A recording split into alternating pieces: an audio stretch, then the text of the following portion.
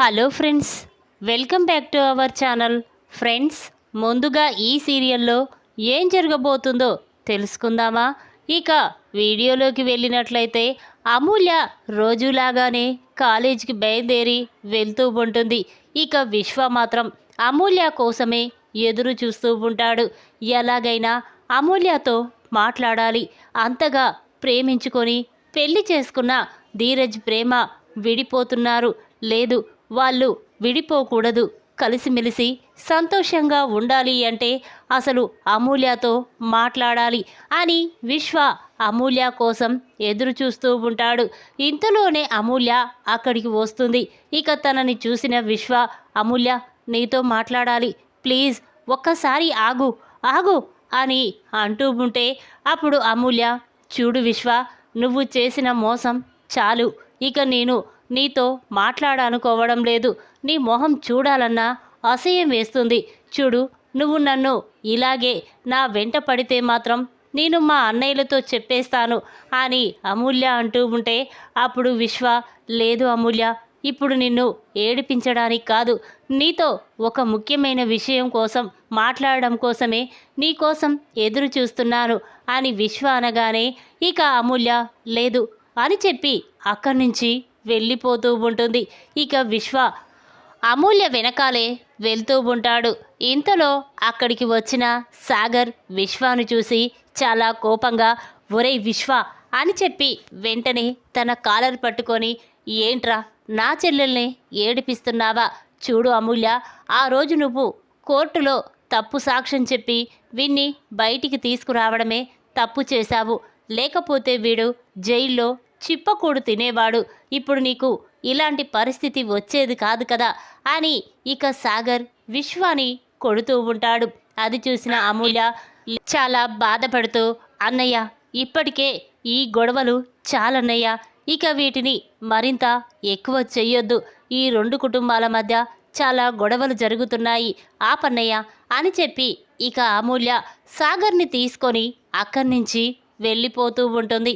అది చూసిన విశ్వ, అవును అమూల్య, నువ్వు నన్ను తప్పుగా అర్థం చేసుకుంటున్నావు, కానీ నువ్వు అలా అర్థం చేసుకోవడానికి కారణం నేనే కదా, అందుకే నన్ను నమ్మలేకపోతున్నావు.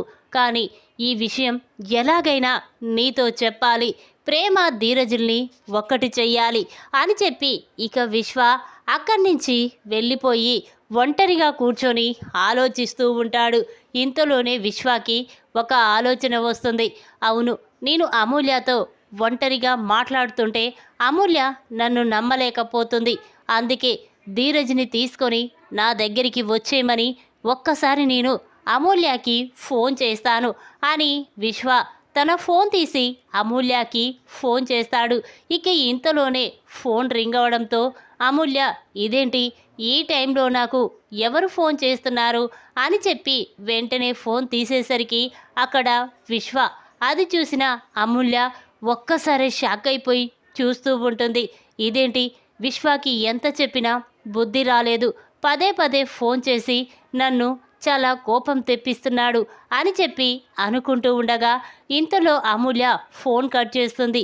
ఇక విశ్వ, లేదు ఇలా అయితే అమూల్య ఫోన్ లిఫ్ట్ చేయదు, నాతో మాట్లాడదు, నేను అమూల్యకి మెసేజ్ చేస్తాను అని చెప్పి విశ్వ వెంటనే, చూడు అమూల్య, నేను నీతో మాట్లాడాలనుకుంటున్నాను, నువ్వు నా మీద చాలా కోపంగా ఉన్నావని తెలుసు, కానీ నీతో మాట్లాడాలంటే నువ్వు నన్ను నమ్మడం లేదు కదా, అందుకే నువ్వు మీ అన్నయ్య ధీరజ్ని తీసుకొని నా దగ్గరికి వచ్చేయి, ప్లీజ్ అమూల్య, నేను చెప్పేది కాస్త విను అని విశ్వ మెసేజ్ పెడతాడు.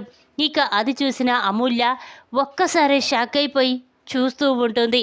ఇదేంటి, నాతో మాట్లాడాలనుకుంటే నా మెంట మళ్ళీ పడుతున్నాడని అనుకోవచ్చు, కానీ విశ్వ ధీరజన్నయ్యం తీసుకొని రమ్మంటున్నాడేంటి, అంటే ఏదైనా ప్రేమ వదిన గురించి మాట్లాడాలనుకుంటున్నాడా, లేక వాళ్ళిద్దరినీ ఒకటి చెయ్యడం కోసమే ఏదైనా చెయ్యాలనుకుంటున్నాడా? విశ్వ మొహం చూస్తే తను మారినట్టే అనిపిస్తుంది అని చెప్పి ఇక వెంటనే అమూల్య ధీరజ్ దగ్గరికి వస్తుంది. ఇక ధీరజ్ ఒంటరిగా కూర్చొని ప్రేమ గురించే ఆలోచిస్తూ చాలా బాధపడుతూ ఉంటాడు. అది చూసిన అమూల్య, ఏంటన్నయ్య వదిన గురించే ఆలోచిస్తూ బాధపడుతున్నావు కదా అనగానే అప్పుడు ధీరజ్ లేదమ్మా అదేమీ లేదు చెప్పు అనగానే అప్పుడు అమూల్య చూడన్నయ్య నీతో ఒక ముఖ్యమైన విషయం మాట్లాడడం కోసమే ఇక్కడికి వచ్చాను అనగానే అప్పుడు ధీరజ్ ఏంటమ్మా చెప్పు అనేసరికి ఇక అమూల్య చూడన్నయ్య నాకు విశ్వ ఫోన్ చేశాడు కానీ నేను ఫోన్ లిఫ్ట్ చేయలేదు ఇక వెంటనే విశ్వ నాకు మెసేజ్ చేశాడు అని చెప్పగానే ధీరజ్ ఒక్కసారి షాక్ అవుతాడు. ఏంటి మళ్ళీ వాడు నీ వెంట పడుతున్నాడా నిన్ను బాధ పెడుతున్నాడా ఎక్కడ వాడు పద వాడి సంగతి చెప్తాను అని ధీరజ్ అనగానే అప్పుడు అమూల్య అన్నయ్య కాస్త ఆగన్నయ్య పూర్తిగా చెప్పిందాకా విను అనగానే అప్పుడు ధీరజ్ ఏంటమ్మా అలా మాట్లాడుతున్నావు వాడు మెసేజ్ చేశాడంటే నీ గురించి మళ్ళీ వాడు ఏదైనా అనుకోవచ్చు కదా అందుకే నీ వైపు కన్నెత్తి చూడకుండా వాణ్ణి చేస్తాను పదమ్మా అనేసరికి అప్పుడు అమూల్య మాత్రం లేదన్నయ్య విశ్వ మారినట్టు అనిపిస్తున్నాడు కానీ పూర్తిగా నమ్మలేను కానీ నేను కాలేజీకి వెళ్ళినప్పుడు వాడు నాతో మాట్లాడాలనుకున్నాడు నాతో మాట్లాడాలని ఎంతో ట్రై చేశాడు కానీ నేను మాట్లాడడం లేదు అందుకే విశ్వ మీ ధీరజ్ అన్నయ్యని తీసుకొని ఒక్కసారి నా దగ్గరికి రా మీకో ముఖ్యమైన విషయం చెప్పాలి అని విశ్వ మెసేజ్ పెట్టాడన్నయ్య అనగానే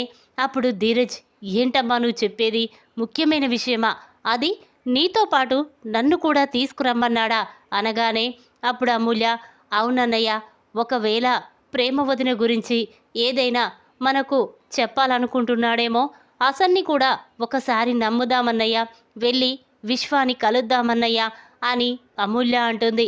అప్పుడు ధీరజ్ లేదమ్మా ఈ విషయం నాన్నకి తెలిస్తే మన ప్రాణం తీసేస్తాడు ఊరుకోడు అనగానే అప్పుడు అమూల్య లేదన్నయ్య ఎవరికీ తెలియకుండా మనం విశ్వాని కలిసి అసలు ఏం చెప్పాలనుకుంటున్నాడో తెలుసుకుందాం ఒకవేళ నన్ను ఒంటరిగా రమ్మని మాట్లాడాలి అంటే విశ్వాని తప్పు పట్టాలి కానీ ఇప్పుడు నిన్ను తీసుకొని రమ్మని చెప్తున్నాడంటే ఏదో బలమైన కారణమే ఉంటుంది అదేంటో మనం తెలుసుకుందామన్నయ్యా అని అమూల్య అనగానే అప్పుడు ధీరజ్ సరేనమ్మా రేపు ఉదయమే విశ్వాని కలుద్దాం అని చెప్పి అంటాడు.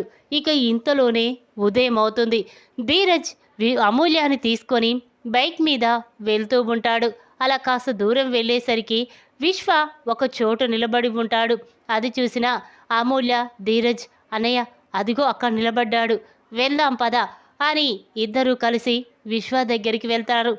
ఇక ధీరజ్ మాత్రం చాలా కోపంగా ఏంటి మాతో ఏం మాట్లాడాలనుకుంటున్నావు ఏంటి ఆ ముఖ్యమైన విషయం అనగానే అప్పుడు విశ్వ వెంటనే ధీరజ్ కాళ్ళు పట్టుకొని ధీరజ్ నన్ను క్షమించు నేను అమూల్య చేసిన విషయంలో తప్పే నా తప్పుకి మీరు ఎలాంటి శిక్ష వేసినా అనుభవిస్తాను కానీ నా చెల్లెలు నువ్వు విడిపోతూ ఉంటే నేను చూడలేకపోతున్నాను దాని బాధ తట్టుకోలేకపోతున్నాను మా అత్తయ్య మా నాన్న మా చెల్లెలికి వేరే పెళ్లి చేసి నీ నుంచి శాశ్వతంగా విడదీయాలని చూస్తున్నారు అందుకే ఎలాగైనా నా చెల్లెల్ని ఒప్పించి నువ్వు నీతో పాటు తీసుకొచ్చే ధీరజ్ అని విశ్వ అనగానే ఇక ధీరజ్ చాలా సంతోషపడుతూ ఉంటాడు. విశ్వ నువ్వేనా మాట్లాడేది ఇంతలా మారిపోయావేంటి అనగానే అప్పుడు విశ్వ అవును ధీరజ్ అమూల్య వల్లే నేను ఇలా మారిపోయాను కోర్టులో ఆ రోజు అమూల్య నా గురించి నిజం చెప్పి ఉంటే నేను జైల్లో ఉండేవాణ్ణి కానీ నన్ను క్షమించి నా గురించి మంచిగా చెప్పడంతో వాళ్ళు నన్ను వదిలేశారు ఇప్పుడు నేను అమూల్య రుణం తీర్చుకోవాలని నిన్ను ప్రేమని కలపడం కోసమే ఇలా మారిపోయాను ప్లీజ్ ధీరజ్ నన్ను నమ్ము అనగానే ఇక ధీరజ్ ఎలా విశ్వ మీ చెల్లెలకి ఎంత చెప్పినా నా మాట వినడం లేదు నేను అందరి ముందు తనని అవమానించానని బాధ పెట్టానని నా మీద అసహించుకొని తను ఇంట్లో నుంచి వెళ్ళిపోయింది అలాంటి ప్రేమ నన్ను క్షమిస్తుందని నేను అనుకోవడం లేదు అనగానే అప్పుడు విశ్వ లేదు ధీరజ్ దీనికంతటి కారణం మా అత్తయ్య వల్లి వాళ్ళిద్దరే మిమ్మల్ని శాశ్వతంగా విడదీయాలని చూస్తున్నారు ఒకరోజు వల్లి మా అత్త ఇద్దరూ మాట్లాడుకోవడం నేను చాటుగా విన్నాను అందుకే వాళ్ళిద్దరి వల్లే మీ జీవితం నాశనమైపోతుంది. అందుకే వాళ్ళ నిజ స్వరూపాన్ని ఎలాగైనా ఇంట్లో వాళ్ళందరి ముందు బయట పెట్టాలి. అప్పుడే నిజం తెలుసుకుంటారు. ఇక ప్రేమ నువ్వు ఒక్కటవుతారు అని విశ్వ అంటాడు. ఆ మాటలు విన్న ధీరజ్ చాలా సంతోషపడుతూ వెంటనే విశ్వాని హగ్ చేసుకొని, విశ్వ మంచిగా మారినందుకు నాకు చాలా సంతోషంగా ఉంది. మా గురించి నువ్వు ఇంతలా ఆలోచిస్తున్నావంటే నాకు చాలా సంతోషంగా ఉంది అని చెప్పి ఇక ధీరజ్, అమూల్య విశ్వాని మెచ్చుకుంటూ ఉంటారు. ఇక విశ్వ మాత్రం, చూడు ధీరజ్, నా ప్రాణం పోయినా సరే మిమ్మల్ని మాత్రం శాశ్వతంగా దూరం కానివ్వను. మిమ్మల్ని ఒకటి చేసి మా అత్తకి వల్లికి దిమ్మ తిరిగే షాకిస్తాను అని చెప్పి విశ్వ అనుకుంటూ అక్కడి నుంచి వెళ్ళిపోతూ ఉంటాడు. ఇక వెంటనే ధీరజ్, చూడు విశ్వ, వాళ్ళిద్దరూ ఒకే చోట నిలబడి మాట్లాడుకున్నట్టు నువ్వు చూసిందని చెప్తున్నావు, కానీ అవి ఎవరు నమ్మరు. అందుకే వీడియో ఒకటి కావాలి. అది మా నాన్న ముందు, ప్రేమ ముందు బయట పెడితే ఇక వాళ్ళే ఆ నిజాన్ని నమ్ముతారు. ప్రేమ నన్ను అర్థం చేసుకుంటుంది అనగానే ఇక విశ్వ, చూడు ధీరజ్, ఆ వీడియో నా దగ్గర లేదు, వల్లి ఫోన్లోనే ఉంది. ఎలాగైనా వల్లి ఫోన్లో వీడియోని మీ ఫోన్లోకి పంపించుకున్న తర్వాతే ఇక మామయ్య ముందు ఆ నిజాన్ని బయట పెట్టాలి అని విశ్వ అంటాడు. అప్పుడు ధీరజ్, సరే విశ్వ, మంచి ప్లానే చెప్పావు, సరే వెళ్ళు అని చెప్పగానే ఇక విశ్వ అక్కడి నుంచి వెళ్ళిపోతూ ఉంటాడు. అది చూసిన అమూల్య, ధీరజ్ చాలా సంతోషపడుతూ ఉంటారు. ఇక అమూల్య, అన్నయ్య, విశ్వ ఏంటి ఇలా మారిపోయాడు, నేను నమ్మలేకపోతున్నానన్నయ్య అనగానే అప్పుడు ధీరజ్, చూడమ్మా, నువ్వు కోర్టులో సరైన నిర్ణయమే తీసుకున్నావు. ఆ నిర్ణయం మీద ఆధారపడే విశ్వ ఇప్పుడు మంచిగా మారిపోయాడు. కానీ విశ్వతో మనం చేతులు కలిపినట్టు ఎవరికీ తెలియకూడదు. ఆ భద్రావతికి, సేనాపతికి, వల్లికి మనం బుద్ధి చెప్పాలి అని చెప్పి ఇక ధీరజ్, పదమ్మ, ఎలాగైనా ఆ వల్లి వదిన ఫోన్లో నుండి ఆ వీడియోని మన ఫోన్లోకి పంపించాలి, పద అని చెప్పి ఇక ఇద్దరు ఇంటికి వస్తారు. ఇక ధీరజ్, అమ్మ అమూల్య, నీ వల్లే వల్లి వదిన ఫోన్లో నుండి ఇక ఆ వీడియోని ఎలాగైనా మనం సాధించాలి అని ధీరజ్ అనగానే అప్పుడు అమూల్య మాత్రం, అన్నయ్య, నువ్వేం కంగారు పడకు, ఆ వీడియోని ఎలా మన దగ్గరికి తెచ్చుకోవాలో నాకు బాగా తెలుసు అని ఇక అమూల్య అనుకుంటూ ఉంటుంది. ఇంతలోనే వల్లి రూమ్లో కూర్చొని ఫోన్ చూస్తూ ఉంటుంది. ఇక అది చూసిన అమూల్య వెంటనే వల్లి దగ్గరికి వెళ్తుంది. ఏంటమూల్య, ఇలా వచ్చావేంటి అనగానే అప్పుడు అమూల్య, వల్లి వదిన, నువ్వు కాస్త వంట చాలా రుచిగా చేస్తావు కదా, అందుకే నాకు ఇష్టమైన ఉప్మాని ఒక్కసారి చేసి పెట్టవా వదినా అని అమూల్య అనగానే ఇక వల్లి, ఇదేంటి ఎప్పుడూ లేంది అమూల్య నన్ను ఉప్మా చేసి పెట్టమని చెప్తుంది అని చెప్పి ఎలాగైనా అమూల్యని నా వైపుకు తిప్పుకోవాలి, ఏదో ఒకరోజు అమూల్య నాకు అవసరం వస్తుంది అని చెప్పి ఇక వల్లి, సరే అమూల్య, నీకు ఇష్టమైన ఉప్మా చేసుకొస్తాను, ఇక్కడే కూర్చో అనగానే ఇక అమూల్య, సరే వదిన, నేను చదువుకుంటూ ఉంటాను అని చెప్పి అనగానే వల్లి అక్కడి నుంచి కిచెన్లోకి వెళ్తుంది. ఇక అమూల్య వెంటనే వల్లి ఫోన్లో ఉన్న లాక్ తీసి ఆ వీడియోని వెతుకుతూ ఉంటుంది. ఇక వీడియో కనిపించడంతో అమూల్య చాలా సంతోషపడుతూ వెంటనే వల్లి ఫోన్లో ఉన్న ఆ వీడియోని తన ఫోనుకు పంపించుకొని ఇక ఆ ఫోన్ని పక్కన పెడుతుంది.